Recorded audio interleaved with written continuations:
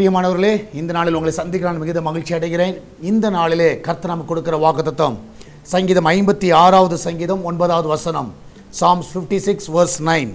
நான் உம்மை நோக்கி கூப்பிடும் நாளில் என் சத்துருக்கள் பின்னிட்டு திரும்புவார்கள், தேவன் என் பட்சத்தில் இருக்கிறார் என்பதை அறிவேன். நான் விசுவாசிக்கிறேன், நீங்கள் கூப்பிடுகிற நாளிலே சத்துருக்கள் பின்னிட்டு திரும்புவார்கள். இந்த காலை வேளையிலே கர்த்தரை நோக்கி கூப்பிடுங்க.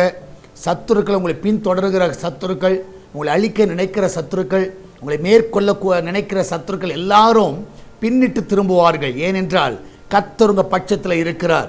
அதை அவர்களும் பார்ப்பார்கள், நீங்களும் அறிந்து கொள்வீர்கள். கர்த்தர் உங்கள் கூட இருக்கிறார். நான் விசுவாசிக்கிறேன், நீதிமானுக்கு கர்த்தர் துணையாக இருக்கிறார். இந்த காலை வேளையில் கர்த்தர் உங்களுக்கு துணையாக இருக்கிறதுனால, உங்கள் பட்சத்தில் இருக்கிறதுனால நீங்கள் கர்த்தரை நன்றியோடு துதியுங்கள். நம்ம எல்லாரும் ஜெபிக்கலாமா? நன்றி ஆண்டவரே, இந்த அருமையானது வேலைக்காய் சோத்திரிக்கிறோம். நீர் எங்கள் பட்சத்தில் இருப்பதற்காய் நன்றி, எங்கள் துணையாக இருப்பதற்காய் நன்றி அப்பா.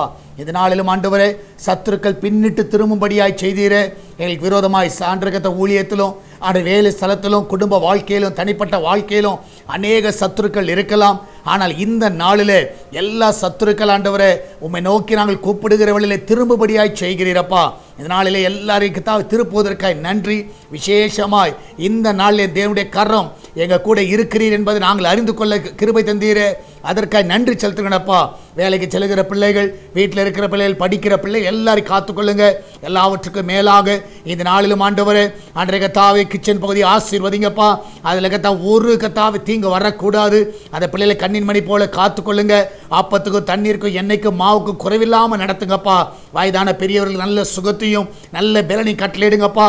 கடன் பிரச்சனையில் இருக்கிற பிள்ளைகள் கடனிலிருந்து விடுதலை கொடுங்க. ஆண்டவரே கத்தா பிஸ்னஸ் பண்ணுகிற பிள்ளைகளுக்கு நல்ல உயர்வுகளை கொடுங்க. ஆண்ட நல்ல லாபங்களை கொடுங்கப்பா.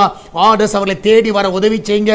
எல்லாவற்றுக்கும் மேலாக ஆண்டவரே, சுகப்பிரசவத்துக்காய் போகிற பிள்ளைகள் நல்ல சுகத்தோடு பிள்ளை பெற்றெடுக்க உதவி செய்யுங்க. அன்றைய இன்றைக்கு போகிற பிள்ளைகள் ஜெயத்தோடு திரும்பி வர உதவி செய்யுங்கப்பா. அன்றைய அது மாத்திரமல்ல ஆண்டவரே, வெளிநாட்டில் இருக்கிற பிள்ளைகள் அவர்களை சுகமாய் தங்க பண்ணுங்க.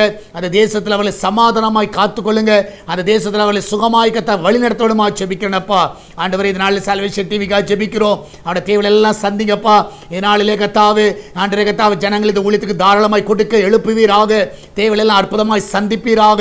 இதுவரைக்கும் நடத்துவது எல்லா பாதைகளுக்காய் நன்றி அப்பா. நீர் அதிசயமானவர் என்பதை நாங்கள் பார்க்கணும், அற்புதமானவர் என்பதை நாங்கள் பார்க்கணும் ஆண்டவரே. அதனுடைய தேவையெல்லாம் சந்தித்து ஆண்டவரே, லைசன்ஸ் தேவையை சந்திங்க, ஆண்டவரே சேட்டலைட் தேவையை சந்திங்க. ஒரு குறைவில்லாமல் நடத்துங்கப்பா. மகிமையான காரியங்களை செய்யும். இயேசுவின் நாமத்தில் ஜெபிக்கிறோம் எங்கள் அன்பின் பரலோக பிதாவே. ஆமென், ஆமென். பிரியமானவர்களே, கர்த்தர் உங்க கூட இருக்கிறார். தைரியமா இருங்க. எதை குறித்து கவலைப்படாதீங்க. கர்த்தர் பெரிய காரியங்களை செய்வார். God bless you.